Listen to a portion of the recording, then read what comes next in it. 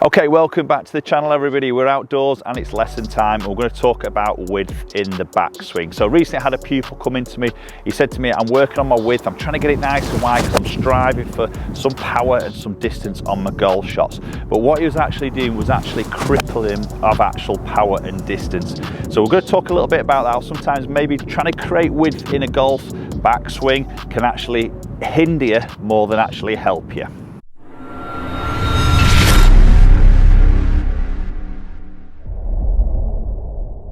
Okay, so what is width in the backswing? Basically, we were trying to get this golf club to be as wide as we possibly can, maybe a little bit of arm extension at this point. If we can get it nice and wide, create that big sort of arc, generally we can create a little bit more club head speed, potentially then a little bit more distance. Okay, but what I found with this particular pupil was he was that sort of obsessed in a way of creating more width in the golf swing he was working on.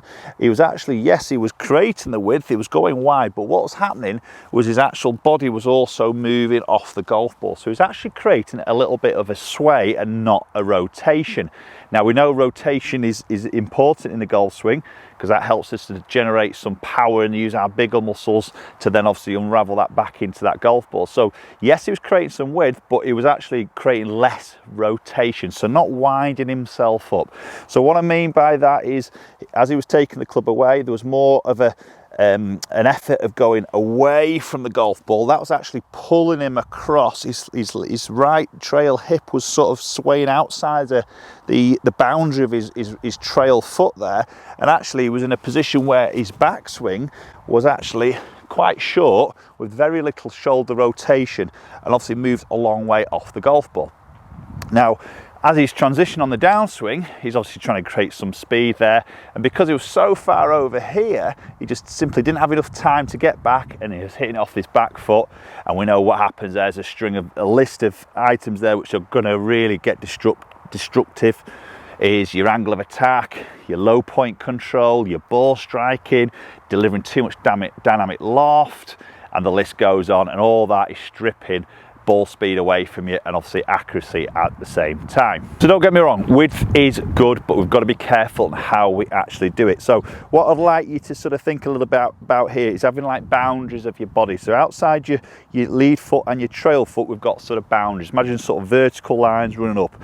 Ultimately, we want to try and stay within these boundaries. So as I say, my pupil there was getting outside that boundary on his trail foot, and then never really got then up to his lead boundary on the downswing. So what I would like to sort of think a little bit about here is staying central. We can still be sort of wide there. You can see the arms extended there, but we'll create more of a hip rotation.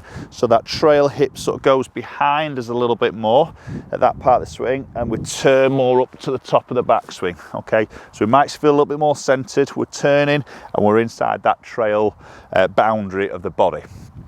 Then as we start the downswing, we can transfer and get our body shifting to that lead boundary of the body. So we turn and rotate, stay a little bit more central, and then from there we shift to that lead boundary, and then we can turn within that lead boundary as then we make the golf swing into the finish position.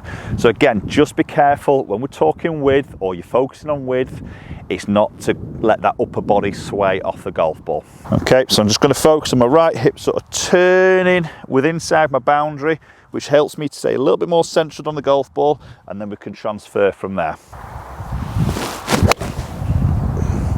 That's quite a nice strike there. Take that all day long. Again, if we can get that sort of resemblance of where the body is to where the top of the backswing is, in through that backswing and then into that downswing, we can improve that angle of attack, that low point control, that ball turf strike, that compression, that ball speed, and that is exactly where that distance is going to come from.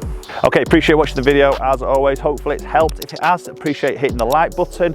If you haven't subscribed and you're enjoying it, I'm going to do a little bit more coaching content coming your way, as well as the club reviews. As always, you always seem to sort of like the club reviews, but I'm going to mix it up with a little bit of coaching content too.